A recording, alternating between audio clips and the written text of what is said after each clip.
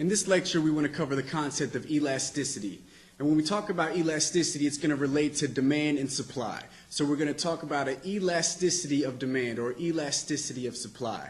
So what do we mean by elasticity? Well, the basic concept is responsiveness, right? You think about elastic, think about a rubber band, you pull it, it stretches, it responds, it's elastic, right? So we want to talk about how responsive demand or supply is to price. So when price changes, how much does the quantity demanded change? Or when price changes, how much does the quantity supply change? Remember, a demand line or supply line, they represent a relationship between price and quantity demanded or quantity supplied. So when we talk about elasticity, it's a characteristic of that demand or supply curve.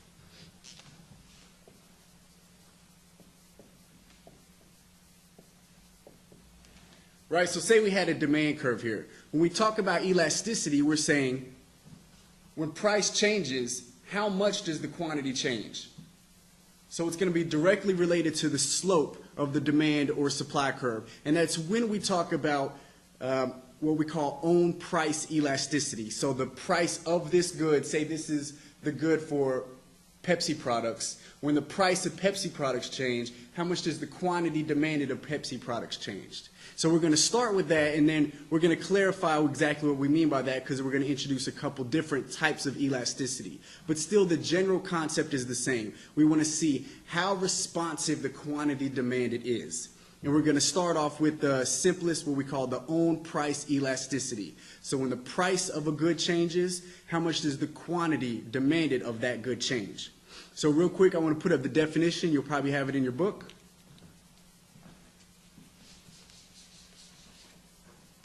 Okay, we're going to use just the symbol E to stand for elasticity.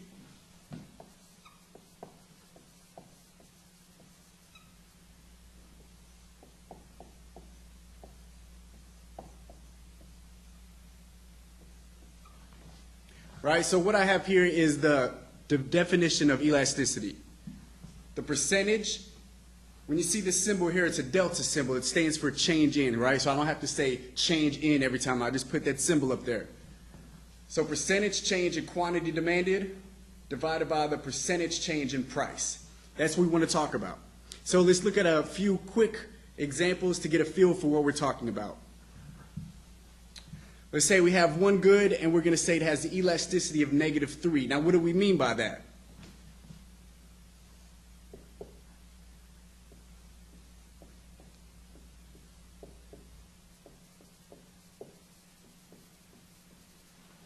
So what does this mean here? We're saying if the price goes down by 10%, the quantity demanded goes up by 30%. So the elasticity is -3. So the elasticity of demand is always going to be negative of the own price elasticity, right? Because it's the law of demand. When price goes down, when down by 10%, quantity demanded will go up by 30%. Right? So, and keep track here that the quantity demanded moved by a greater percentage than the price. So we're going to say that's elastic. It's very elastic. It moves a lot. It responds a lot to the price. Now let's look at a different example.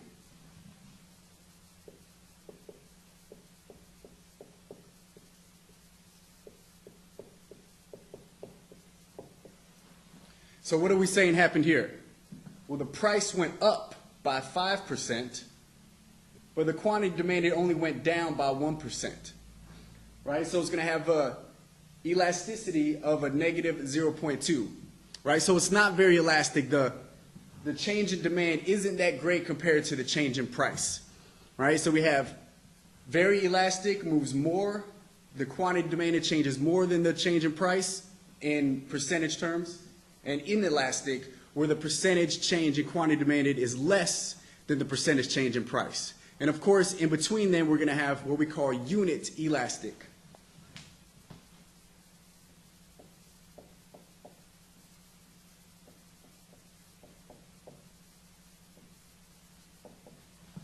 Right? So I'm saying the price went up by 8%, the quantity demanded went down by 8%. 8% over 8% is 1. That's perfectly unit elastic. Right? So we're going to have elastic, inelastic, and unit elastic. The elasticity for demand is always going to be negative if we're talking about own price elasticity. When the price of a good changes, how much is the quantity demanded for that good change? Okay, so now let's talk a little bit more about how we get these percentages, because what we're going to be doing, you're going to be using a midpoint formula.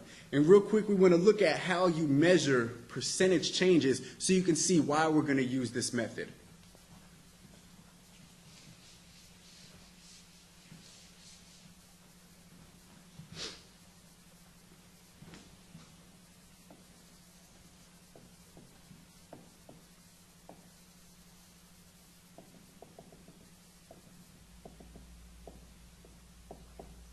Okay, so I'm just putting up a demand curve here. I'm going to put 2 points on it, and I want to label the prices and the quantities so we can work out a quick example, figuring out own price elasticity and why we want to use what we call the midpoint formula, and we'll get to that.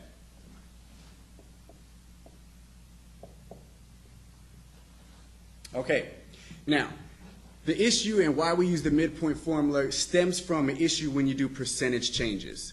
Real quick, let's take an example. If we're moving from A to B, right, what is the percentage change in price? Well, it goes from 10 to 5. So the change is 5, and the initial price was 10. So the change is a reduction in 50%.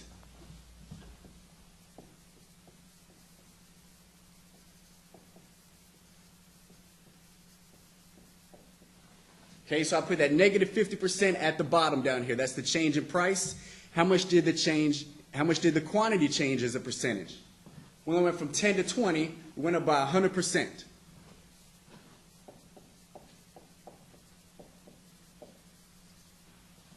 So going from A to B, we would measure the elasticity to be 2, negative 2. But now let's reverse this. What if we go from B to A? What happens?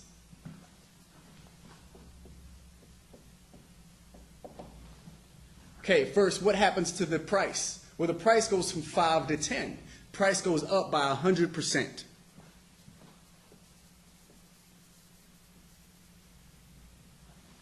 What happened to the quantity? Well, the quantity went down from 20 to 10 and went down by 50%.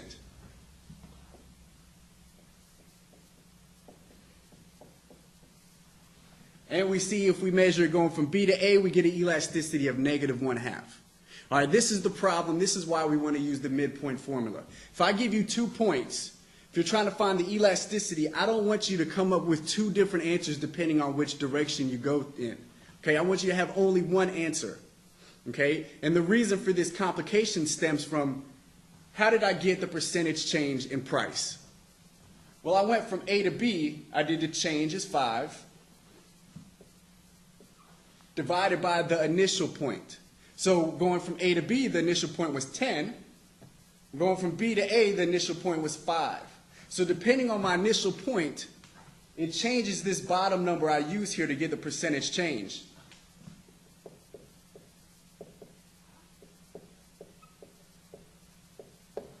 See, 5 is going to be on the top regardless, but do I use 10 or do I use 5?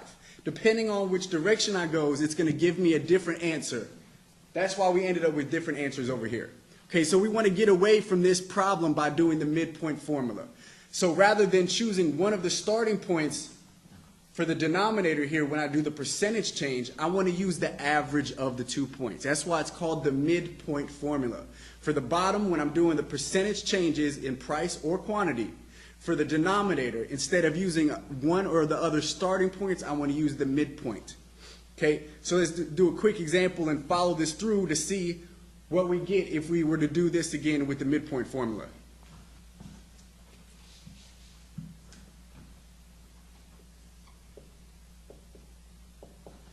Okay, so we're going to do the elasticity midpoint formula. How much does the price change? Well, it changes by 5. What's the midpoint between 5 and 10? 7.5. Okay, so the percentage change is 5 over 7.5. It's going to give us 0.66, or 66%. Right, to get that 66%, all I did was the change in price was 5. The midpoint between 5 and 10 is 7.5. 5 over 7.5 is going to give me my percentage change, 66. Now let's do the same thing for quantity. What do we get? Well, the change is 10, right? 10 to 20, 20 to 10, it doesn't matter. The change is 10, but what do I use in my denominator to get the percentage change? I'm going to use the midpoint, so I'm going to use 15. 10 over 15, again, is going to give me 66%.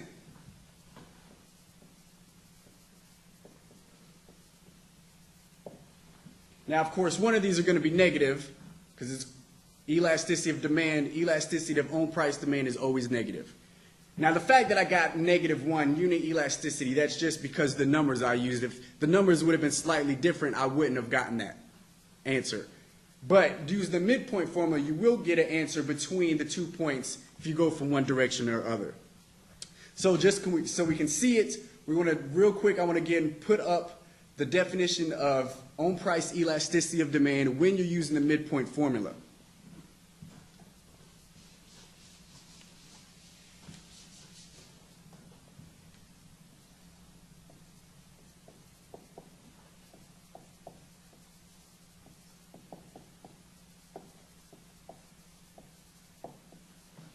Okay, so same as before, percentage change in quantity demanded over percentage change in price.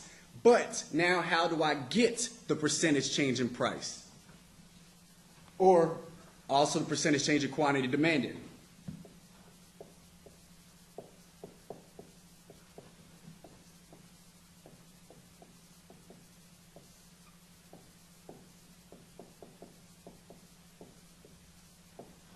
So all I'm doing to get the percentage change, the difference in the two quantities divided by their average or their midpoint. Same thing for price.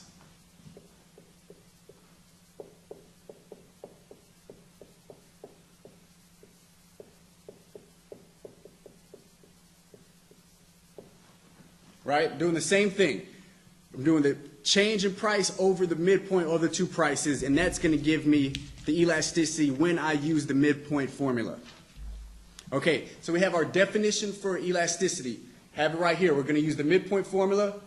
This is how you're going to figure out the actual number. And always keep track. If you use Q1 first minus Q2, make sure you keep that same order for P1 and P2. Now with own price elasticity, it's not going to matter as much because you should always be able to check your answer and know it's going to be negative. Because it's own price elasticity, law of demand, it's always going to be negative. But when we get to some of these other elasticities, that might not necessarily be the case. So you want to keep track to keep your order in the correct order. Okay, so that's the actual math formula, and remember the concept is we're just measuring how responsive quantity demand it is to the change in price. So let's look at a couple of graphs of some demand lines and see which one is more elastic, and if we're looking at a demand curve, can we tell something about the elasticity?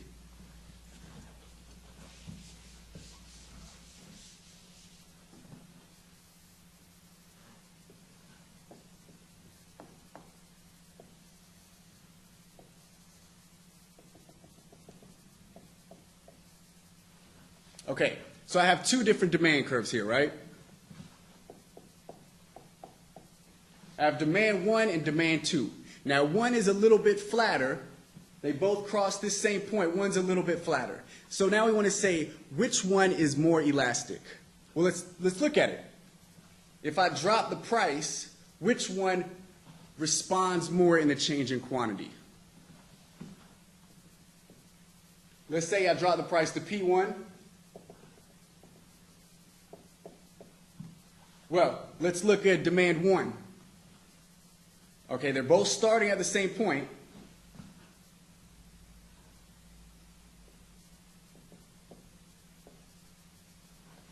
Right, demand 1 changed that much in quantity. Right, went from here to here. What about the other demand curve?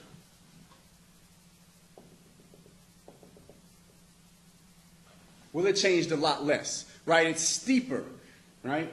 Demand 2 is a lot steeper, so when you drop the price, the change in quantity demand, it doesn't change as much. So at any given point, if you have two demand curves that cross, the flatter curve is going to be more elastic because it's going to respond more to a change in price. Okay, so going along with this concept, we want to look at the two extremes of elasticity: perfect elastic and perfect inelastic.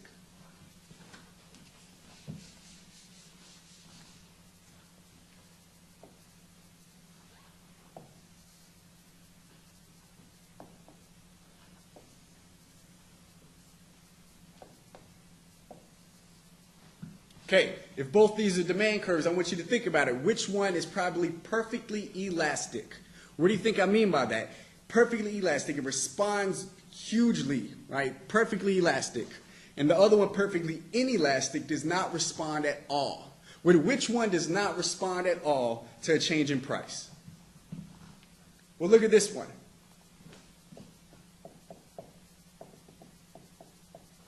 When I change between P1 and 2, does the quantity change at all demanded in this hypothetical market?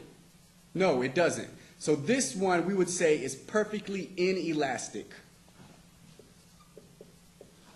And the elasticity would be 0. Now, why would it be 0? Remember, the definition of elasticity is change in quantity demanded over change in price. Well, that change in quantity demanded is 0. It's not responding at all. The quantity demanded does not change. It's going to be 0. The other extreme is over here. Right? Elasticity is going to be infinite. It's only demanded at this one price. If you raise the price, none of it is going to be demanded at all. If you lower it, all of a sudden people want an infinite amount. Right? So it's perfectly elastic. That's going to be the one price in the market.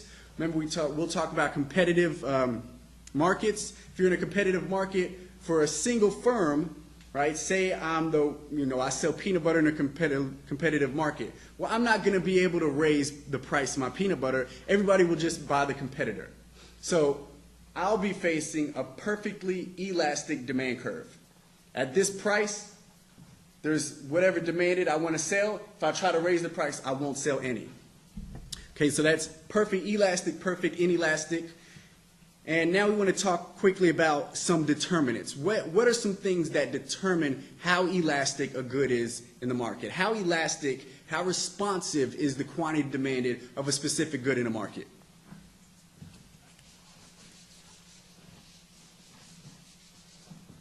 So there's going to be a couple things we want to talk about. One thing is close substitutes.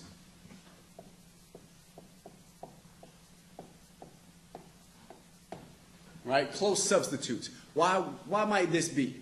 Well, let's say you're looking at soda products, Coke, Pepsi. Say you're looking at the demand for Coke. You know, some people might not think Pepsi is a close substitute. Some might. Let's just assume Pepsi is a close substitute for Coke. Well, Coke is not going to be able to change their price that much, right? Because if they raise the price too much, people will just switch out and buy Pepsi instead. So the fact that there are a lot of close substitutes to Coke, the demand for Coke is going to be fairly elastic. Now think about something that it does not have many substitutes to it. Let's say you live in Iowa, somewhere cold, and you have heating oil, right? You need to heat your house in the winter. There's not going to be many substitutes for that, right? You don't have much of a choice unless you have perhaps you have a wood-burning stove in your home, but a lot of people don't. There's not a lot of close substitutes to oil. So it's going to have a fairly inelastic demand. Even if the price of oil goes up, you're still going to keep your house warm. All right, another thing that's going to affect the elasticity is the passage of time.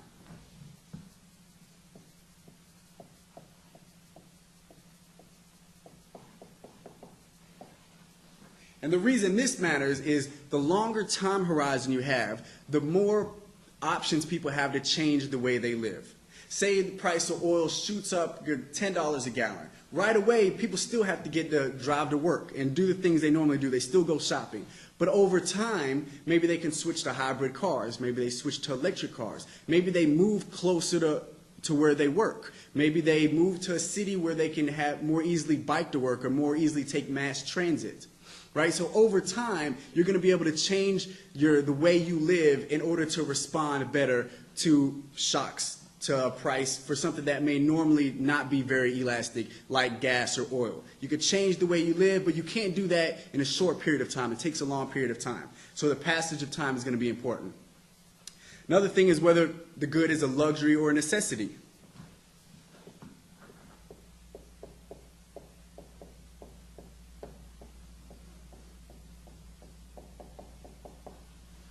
So luxury goods are going to tend to have a more elastic demand. So something that's a necessity like bread, basic food, even if the price goes up, you're not going to buy less bread. I mean, you still need to eat, you still need to live, you still need water to drink even if the price of water goes up. But luxury goods, vacations, maybe a trip to Orlando or a trip to Vegas, if all of a sudden hotels in Vegas cost a lot more, they will respond more by decreasing the quantity demanded, because that's a luxury good. People are going to switch and do other things. Maybe they'll just, watch movies more, switch the way things they choose to do. Because it's a luxury, you can choose to do that. So luxury goods are going to tend to have a higher elasticity of demand compared to necessity goods, because you have to have those. Another big thing is the definition of the market.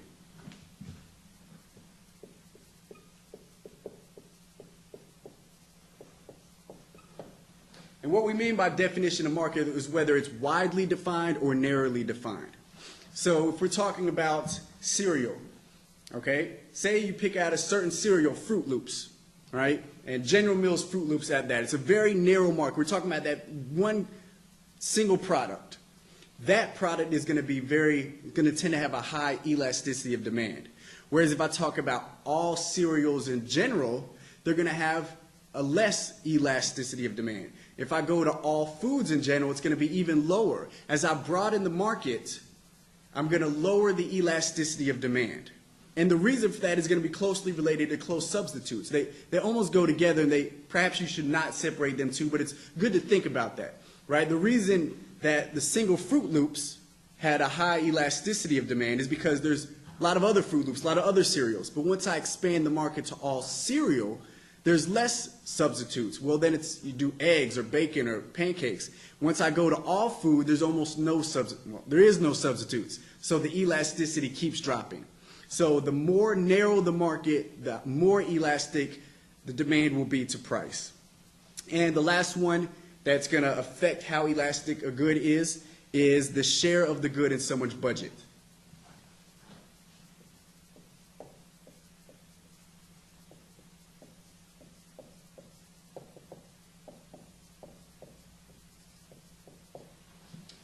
Okay, so things that don't take up a lot of your budget share aren't going to be that elastic. Say there's something you buy once a week, once a month, cost $1.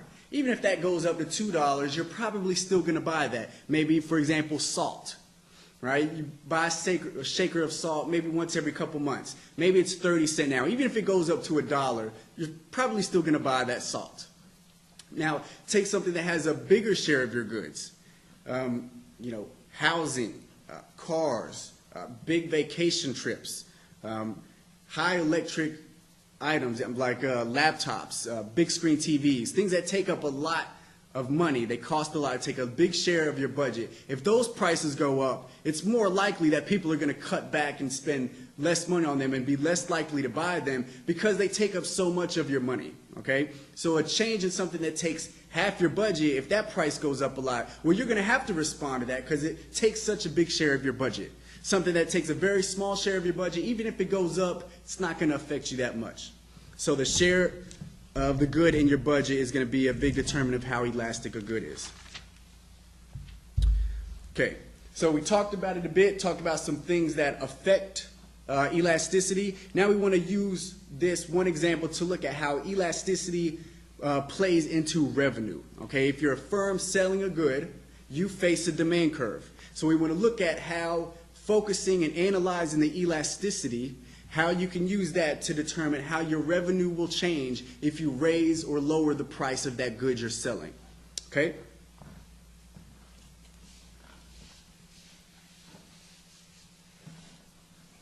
Okay, so we want to talk about revenue and elasticity. So first we need to define revenue. Revenue is just price times quantity.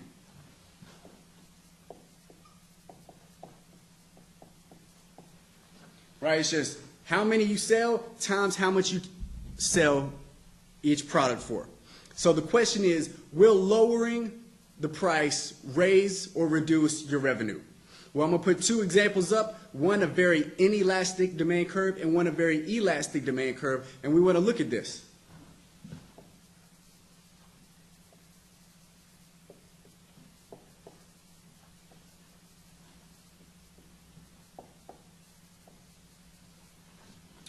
Okay?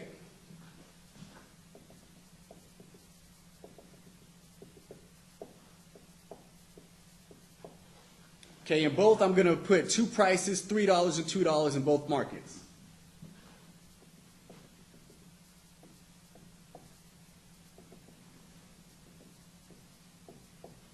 Okay, now I need to put my quantities up.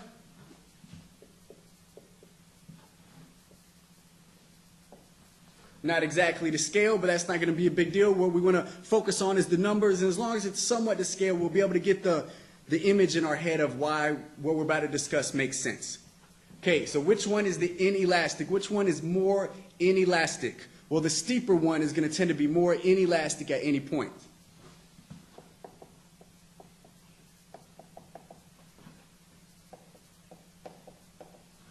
And that flatter one is going to tend to be more elastic at any same point. Right? At both points, I have a $3.10 for the quantity. The one is steeper through that point, the other is flatter through that point, so the flatter one is going to be more elastic. So now we want to look at how revenue changes when I lower price from $3 to $2. What happens to the revenue here? Well, we started out at $3.10.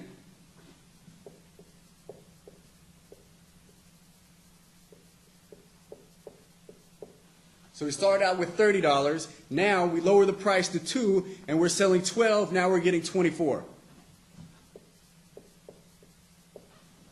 right, what happened in this other market? Well, we started from the same place, right? Both places were starting $3, selling $10.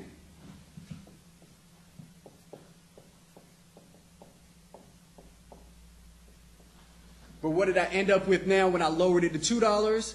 I jumped to $60 for my revenue. Okay, so what we see here is if the good is inelastic, lowering the price is going to lower revenue. Whereas if the good is elastic, lowering the price is going to raise revenue. So real quick, we want to think, why is this? Let's think about what do we mean by elasticity? Why might this make sense? Well, elasticity is how much does the quantity demanded respond to the change in price. So I'm lowering price. So quantity demand is going to go up, but how much does it go up? Well, if it's inelastic, when I lower the price, the quantity doesn't go up by much. So I'm losing money because I'm selling them only for $2 rather than $3. And yeah, I sell a little more, but not that much more because the demand is inelastic. Whereas when the demand is elastic, I lower the price, the quantity response is large, right? It goes from 10 to 30 here. It's very elastic. So yes, I'm losing a little money each quantity, each unit, because I'm selling it for $2 rather than $3, but I'm selling so many more now that that quantity change overcomes the price change. So because it's elastic, by lowering the price, I can raise revenue. So the exact opposite, what happens in the other direction? If we're going from 2 to 3, well, here, I would be going to $60 to $30, right? I'd be losing money. So when it's elastic, raising prices lowers revenue. Because, yes, you raised revenue, you raised the price, and so you're getting more for each unit, but the response in demand is so great that you sell a lot less. So if you started here and went to here, yeah, you're getting $3 rather than $2 for each one now, but you're only selling 10, you were selling 30. Exact opposite in the inelastic case. Right? In the inelastic case, raising price is going to raise revenue because the quantity demand is not very responsive. You can raise the price and you're almost going to sell the same amount. Right? I went from $2 to $3 and I only went from 12 and I'm still selling 10. So I raise the price, I get more for each unit, and yeah, I sell a little less, but only a little less because it's inelastic. The quantity demanded does not respond a lot to the change in price. Okay? So that's just one way you can apply elasticity to look at revenue to see how that can be affected when you change price. One point I do want to point out is that elasticity is not constant across a demand line.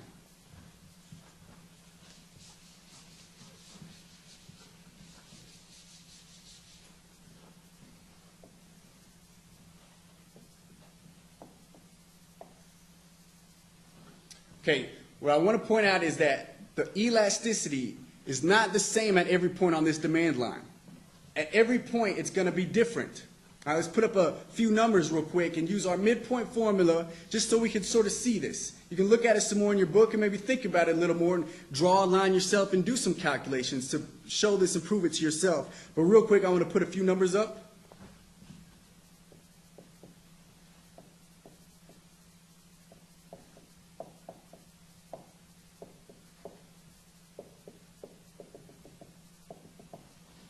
Okay, I want to split the line in half.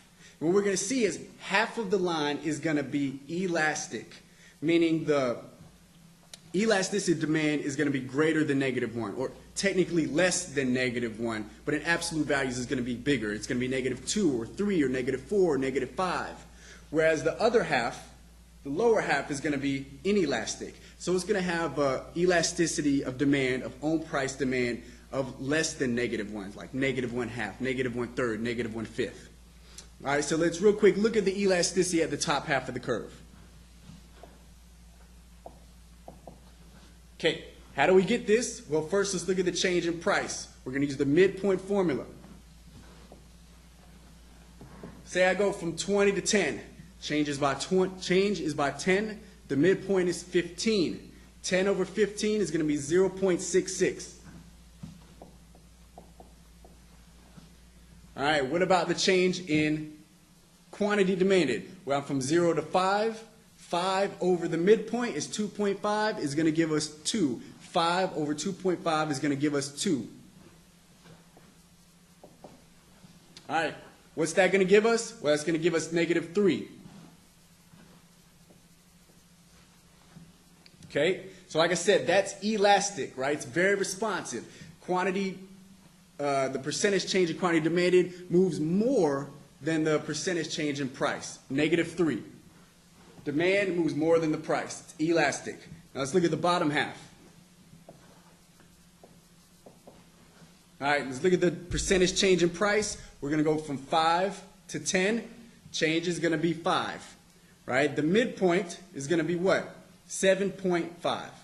5 over 7.5 is what we're going to do for our percentage change.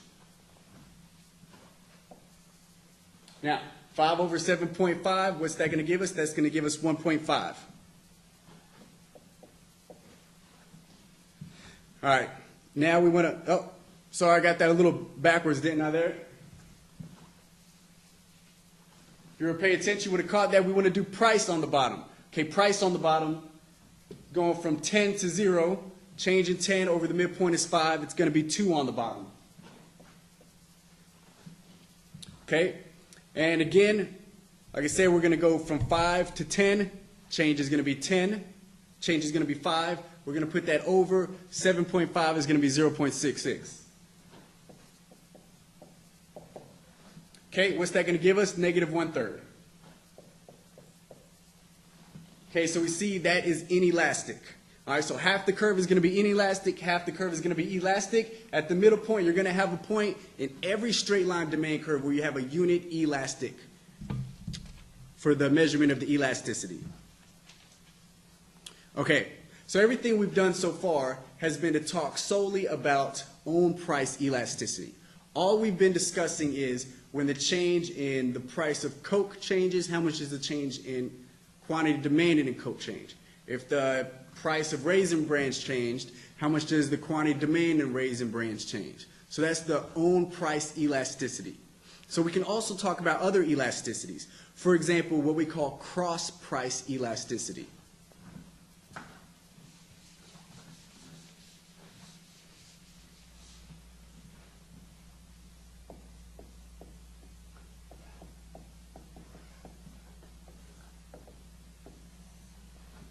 So what we mean by cross-price elasticity is when the price changes in one good, how much does the quantity demanded change in a different good?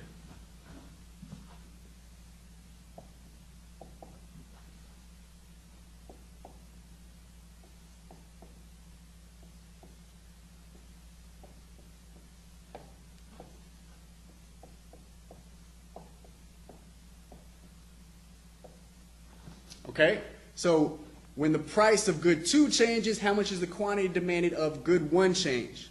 Okay, so We're going to have two goods. So if you remember when we talked about basic demand, you should know we're going to have two different answers here, depending on whether they're substitutes or complements.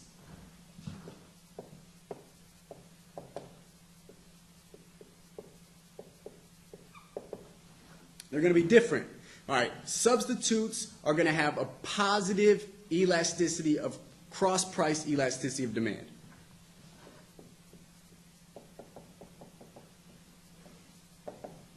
All right, why is that going to be? Let's think real quick. All right, we're talking about, let's say, Coke and Pepsi. They're substitutes. Now, what happens when the price of Pepsi goes up?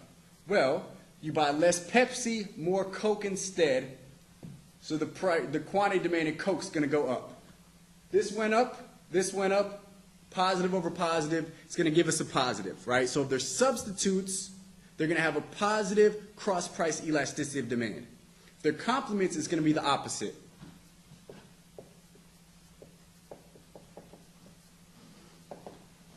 All right, why could that be? Let's think about what are two complements, say peanut butter and jelly. All right, say the price of peanut butter goes up. By the law of demand, you're going to buy less peanut butter. But you only eat jelly with peanut butter. So if you have less peanut butter, you're going to buy less jelly also. So the quantity demand of jelly is going to go down. Price of peanut butter went up, quantity demand of jelly went down. So it's going to give us a negative cross-price elasticity. Okay? So it's almost the exact same equation. It's just different goods for the quantity, different good for the price. And this is where I recommended before. Make sure you keep the order straight. If you start with quantity one, start with price one of the other good. Otherwise, if you get it mixed up, you could get the sign mixed up. Okay? But it's the same concept. Another elasticity we want to talk about is elasticity of income, the income elasticity of demand.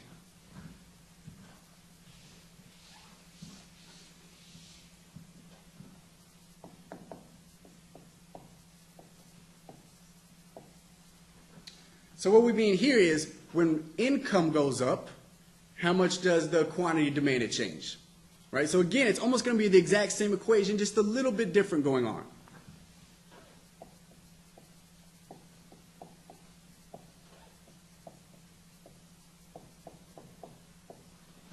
Right? So again, we're always going to have that percent change in quantity demanded on the top. But all we're doing is changing what's on the bottom.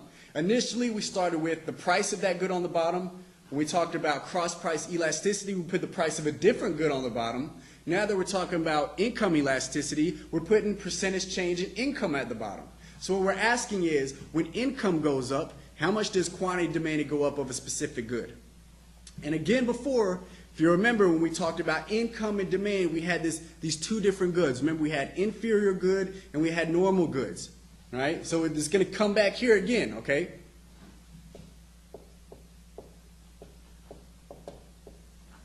Well, what if it's a normal good? Well, what do you remember about normal good? If income goes up, what happens to the quantity demanded of a normal good? It goes up, right? So if it's a normal good, it's going to be positive.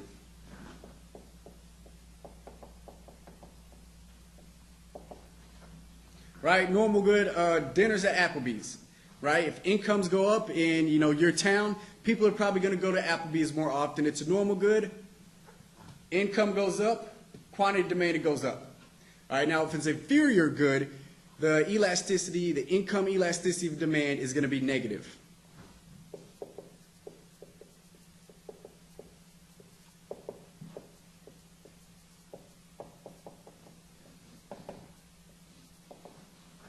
Right, so the classic example is ramen noodles.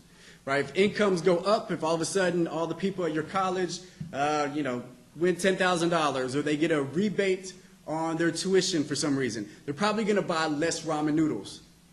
Incomes are going to go up. Quantity demanded is going to go down. Positive over negative is going to give us a negative. So inferior goods are going to have a negative income elasticity of demand. Now, one more caveat I want to bring up is when we're talking about normal goods and their elasticity. They're going to have one more distinction. We want to distinguish necessities from luxuries.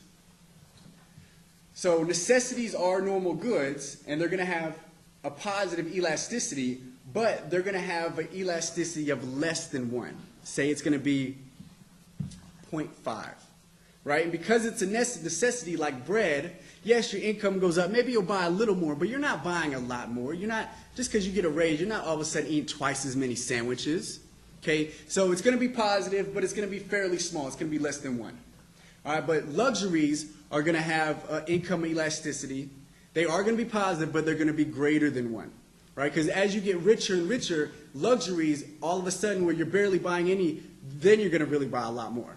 Right? Say maybe you go on vacation once a year, maybe only once every 2 years, and all of a sudden you get a huge raise. Well, you're probably going to double, maybe triple how many trips you take. It's a luxury good. Once you get a point and you start getting richer, you're going to buy more of them. They're going to have a positive elasticity of income demand, and it's going to be greater than 1.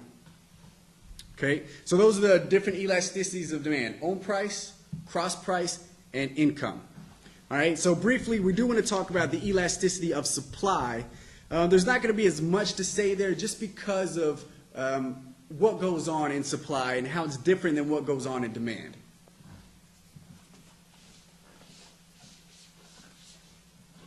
So it's going to have the same definition, though.